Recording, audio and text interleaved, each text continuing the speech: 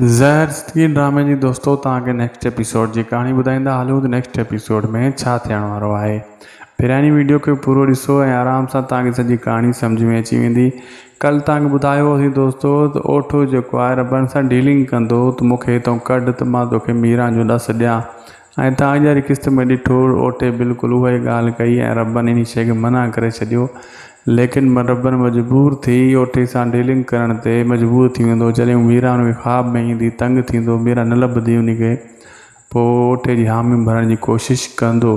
ऐं तव्हां ॾिसंदो त हाणे हाकिम ख़ान ठाह करण जूं ॻाल्हियूं करे थो। रईस गफ़ार ख़ान पंहिंजी प्लेनिंग ठाहे थो उनजे ॻोठ जे मथां हमिलो करण जी, ऐं बख्शू खे ख़रीद करे छॾियो आहे कंहिं कमाल ख़ान। थी सघे थो हाकिम ख़ान खे बख्शू खां मराए कमाल ख़ान, इहो इल्ज़ाम लॻे रईस गफ़ार ख़ान ते। ऐं थी सघे थो इहो जहिड़ो अञा वधी बि सघे थो।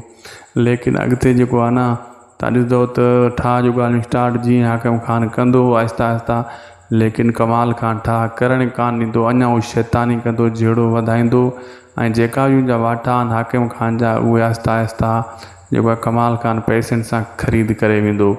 अॻिते हली जेको आहे दोस्तों रबन मजबूर थी पोइ बसि रबन ओठे खे तो कढण जी कोशिशि कंदो ऐं जेको आहे मीरा ताईं पुॼण जी कोशिशि कंदो।